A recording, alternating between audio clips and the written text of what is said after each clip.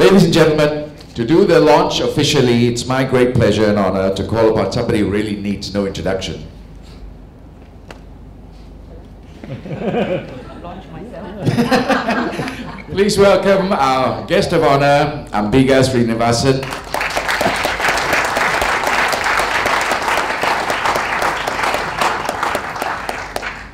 Thank you very much, and good evening, ladies and gentlemen. Thank you, Cynthia, for giving me the honor of, it's a good word, isn't it? Launching C4. I wasn't sure whether I was qualified to do it, but here I am. When I was in Hong Kong 3 or 4 years ago, I remember hearing a speaker there who briefed us on the business environment in Hong Kong. One of his strongest selling points for doing business in Hong Kong was its zero tolerance for corruption policy. What a powerful selling point that was. And I was envious because they had that selling point. It's a selling point we don't have. In a paper presented by the Assistant Director of Operations in the ICAC, one Jeremy Lowe, said this: before 1974, Hong Kong was plagued with corruption. It was endemic within the police and other disciplined services. It existed within all departments of the government as well as in commerce and industry. The people of Hong Kong were rightly angered by what they saw: a corrupt society that strangled free enterprise and made a mockery of government and what it stood for. That describes us right now. So what did they do? They set up the ICAC. I think most of you know what the ICAC is. You know how successful it has been. And they have been working, and I think they started seeing change within about 3 years of their setting up. A US-based heritage foundation, according to this writer, rated Hong Kong as the world's freest economy for 13 consecutive years, most recently in 2007. One of the reasons for awarding this honor, I don't know whether it happened after that, one of the reasons for awarding this honor to Hong Kong is that the Heritage Foundation considers Hong Kong virtually free of corruption. Now, that is outstanding, and that is what we should be aspiring to. Ladies and gentlemen, we really, what's happening in Malaysia, what do we have? We are signatories to the treaty.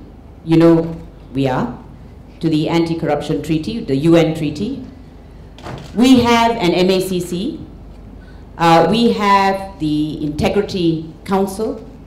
We have various bodies that are set up. We have a minister who's in charge of these affairs, who was formerly from Transparency International. Pity he's not here. Did you invite him? You didn't. You did. No. Okay. But the point is, outwardly, we appear to have all the necessary structures. The MACC, it is claimed, is set up the way the ICAC has been set up. Which is partially correct. We have the advisory bodies, etc., that are there. So what's missing? Why are we so low on the corruption index, when in fact, outwardly, it appears as if we have all the necessary structures to get it right? In other words, we appear to have all the hardware. What's missing is a very important piece of software, and that is political will. There is zero, in my respectful opinion, zero political will to really get to the root of corruption in this country. And that's where our problem lies. Now, ladies and gentlemen, we can pick up pointers from other countries like Hong Kong, etc., and we have. We have tried to set up, or it appears as if we have tried to set up structures similar to that. But we miss that very important element. And I'm afraid that's where the problem lies. The problem lies with our leadership. There is absolutely no leadership in relation to corruption, in my view. Now, how do I explain this in simple terms? What I'm trying to say is, when Hong Kong says they have zero tolerance for corruption, they mean it. When we say it, we don't mean it. It's as simple as that. And of course, I am a believer in leadership by example. If you had read the article by Datuk Sri Nazir Razak a couple of days ago, on how particular his father was about the use of public funds, you will know what I mean. Those were the days when our leaders were acutely aware that they were dealing with public funds when they dealt with taxpayers' money and monies that rightfully belonged to the Raya. That is what I am talking about. And in fact, if you look at the papers written about Hong Kong, they talk about the important role the government played. They in fact say that if it wasn't for the government pushing it, the government's determination to clean up, it could never have happened.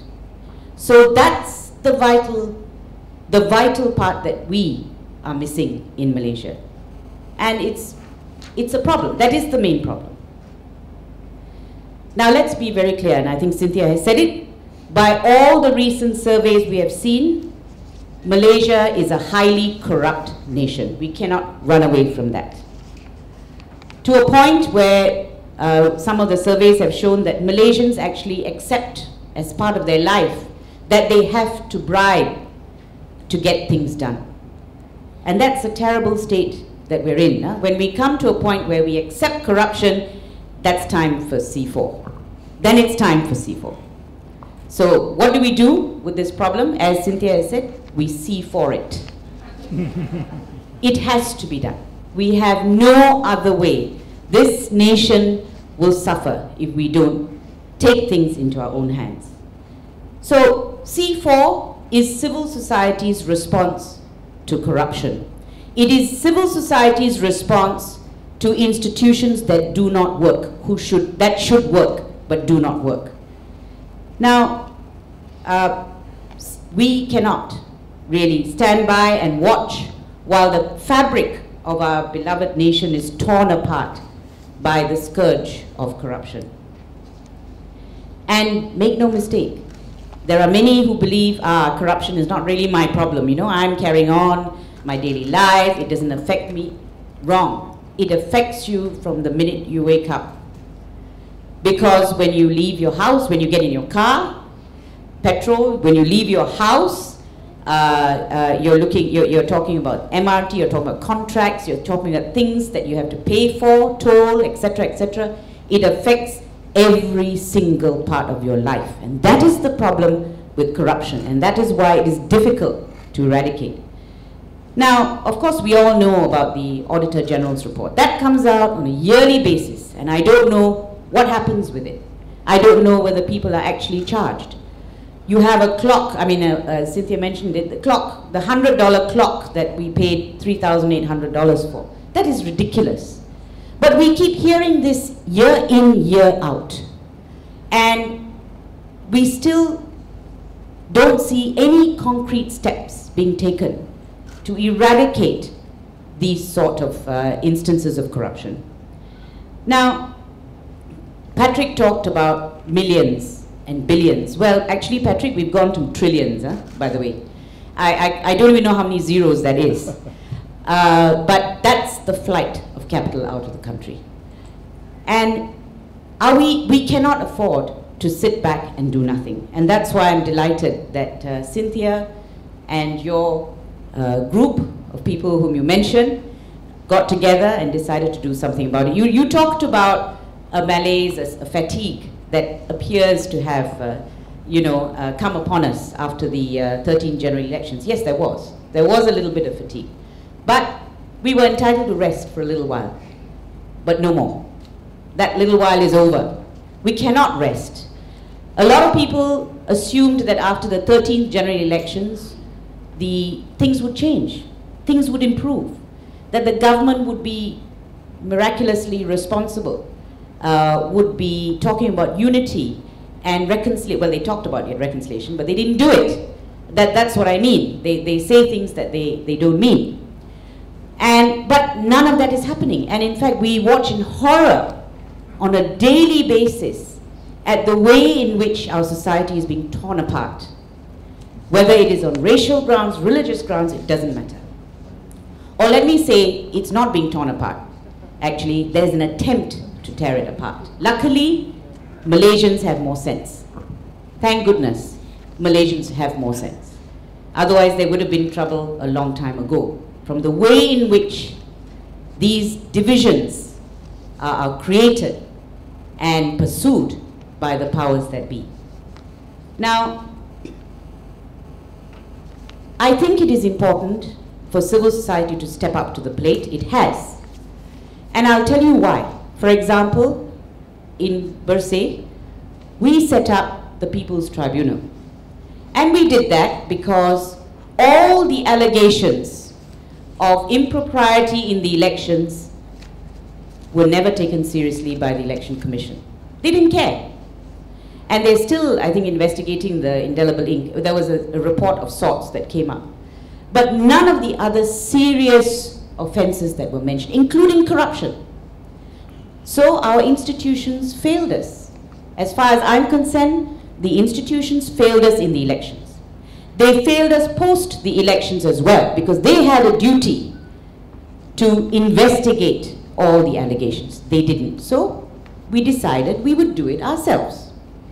So we set up our own People's Tribunal, and the proceedings went on. People came and gave evidence. And where does the People's Tribunal get its power from? From the people. It gets its legitimacy from the people. So as far as I'm concerned, if our institutions are going to fail us, civil society needs to step in. That's how I see C4. That's what C4 is doing. Our institutions are failing us on corruption. So we have to step up to the plate. Our institutions fail us on crime. We have to hire people to step in. We have civil society movements that deal with crime. So you see this happening over and over again. Now, MACC. I don't know if there's a representative here. I gather there is a representative here from MACC. Pardon me if I'm forthright, but my own view is MACC has completely failed to address the problem of corruption. They go after the small fish. The big fish, as we have just seen recently, get off the hook completely. Now, one of the things that MACC keeps saying, and we see ministers and leaders and others having lavish lifestyles. But MACC always comes back and says, sorry, we can't do anything about that. There's no report, there's no real, we can't see, under the Act, we don't have the powers to do anything about lavish lifestyles. In Hong Kong, they introduced a provision, and it goes like this. It's called the Special Power of Investigation Against Disproportionate Assets or Lifestyles. And this is the wording. A government officer who possesses assets disproportionate to or maintains a lifestyle incommensurate with his or her salary commits an offense unless he shows that he acquired those assets legitimately. So the onus is on you. If you have those assets and lavish lifestyle, the onus is on you to show you acquired all of that lavishly. And that is a powerful tool and weapon that they have in Hong Kong. And I think MACC should really be looking at legislating that. I actually think MACC already has the power. And this is by Section 7. The functions of the officers of the Commission is to detect and investigate any suspected offences under this Act. Don't you think that's wide enough? Doesn't that sound wide enough to you? For MACC of its own volition to go and investigate. I do not buy their line that they don't have the power to act unless a report is made or unless information is received. So my question is, why does the MACC tie its own hands? Why is it that they don't seem to be taking action against the top brass, as it were? Of course, prosecution powers are not in the hands of the MACC. They are not in the hands of the ICAC, let me tell you that. Their prosecution and investigation are separated as well, and there are good reasons for it. Here they say, oh, we've done our investigation, we can't do anything because the Attorney General refuses to prosecute. So they hide behind that. But really, is that all they can do? What about pursuing asset declarations? Why can't they insist on all political leaders and all people in positions of power to declare their assets? Penang government does it. PSM has been doing it for the longest time. Why can't we have asset declarations? Oh no, they're scared. You know why? Oh, it'll endanger us. Well, it'll only endanger you if you're a billionaire or a millionaire. That already says a lot, okay? The fact that they're reluctant to do that. Instead, they declare their assets to the Prime Minister. That's not enough. So why can't we have that? Why can't we have a robust approach by the MACC? I've also actually talked about amnesty. I won't go into that too much. But they used it in Hong Kong when they wanted to impose stricter laws in relation to corruption. Now, what am I looking for, really? What am I looking for with MACC? It is, to me, it is not good enough to say you don't have the powers. To me, it's not good enough to say it's not your fault. Prosecution is not in my hands. I am looking for an MACC chief who will resign on principle if there is interference with his work. I'm looking for that. I am looking for an MACC chief who says he is prepared to investigate the Prime Minister if he has to. But most importantly of all, I am looking for a Prime Minister who says he is prepared to be investigated and who is prepared to declare his assets. Thank you, ladies and gentlemen. And with that, I have to say the key words. I have the honor of launching C4. Thank you.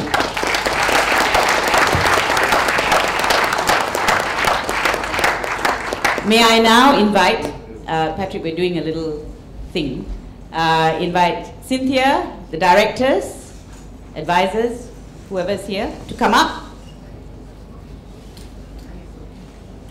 This is something that's symbolic.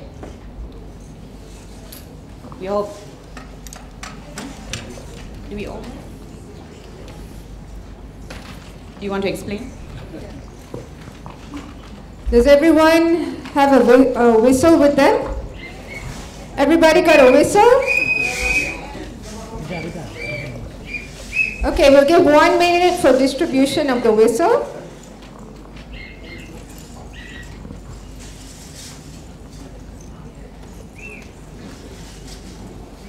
Can we have the advisors in front as well, please? You know who you are, I don't have to mention your names again. Advisors, those who are here.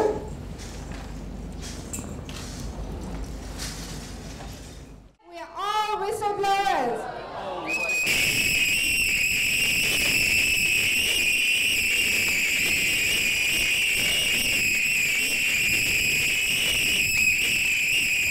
Thank you. You may actually stop now before we all go completely deaf.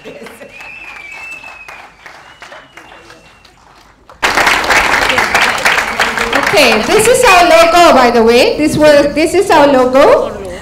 It was drawn by Zuna. If some of you read your write-up, you will know it stands for clean. Clean, is it right? Clean, first C. Second C is we are all looking for a government which is conscious, and we ourselves are a conscious people.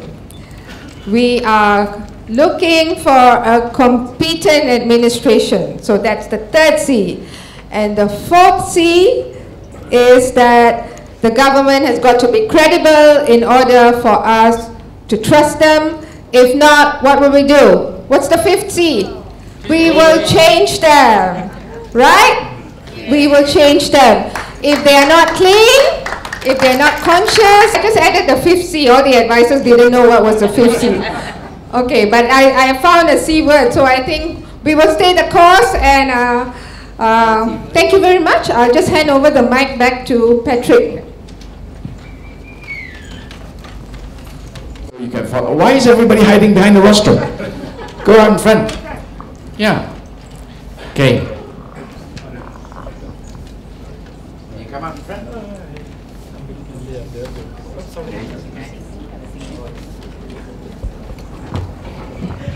We Jajat fellas always want to hide behind the tables. Okay. Are you ready? Who knows the tune? Do you? Oh, okay, sure. Okay, just before that, I'd like to acknowledge the presence of many legislators here, and we can count on you to support us. I see YB Trizakov, YB Rajiv, YB Surendran, YB Hannah Yo, Tian Chua, Tony Pua. I hope I haven't, oh yeah, I see, yeah, YB Siwarasa and Dr. Tan Ki Kwong. I hope I haven't missed anyone out. Sorry? Ah, Stephen Sim, yes, sorry. You can join us here if you like, you're welcome. Okay, Cynthia wants to end this with a bang, so we decided to sing the freedom song, but this song is quite long, so we're only going to do the chorus, and if I can sing it, all of you can sing it. This is after my time, okay? All right. Stand up, yes, stand up. If you want, you can hold hands or wave and dance, okay. Okay, I will start. Sama-sama menjejak mimpi, sama-sama mencari dan menanti segalanya. Bersama kita hadapi, sama-sama gunung didaki, sama-sama turun ke lembah sepi, suka duka bersama dirasai. Okay, that was like Kangkong Layu lah. Let's give it one more good effort, then we can go for tea. All right, 1, 2, 3. Sama-sama menjejak mimpi, sama-sama mencari dan menanti segalanya. Bersama kita hadapi, sama-sama gunung didaki, sama-sama turun ke lembah sepi, suka duka bersama dirasai. Sama-sama, last time. Nanti segalanya bersama kita hadapi, sama-sama gunung didaki, sama-sama turun ke lembah sepi, suka duka bersama dirasai. Thank you very much. So all of you have made a commitment. Bersama mendaki. Yeah, one last blow.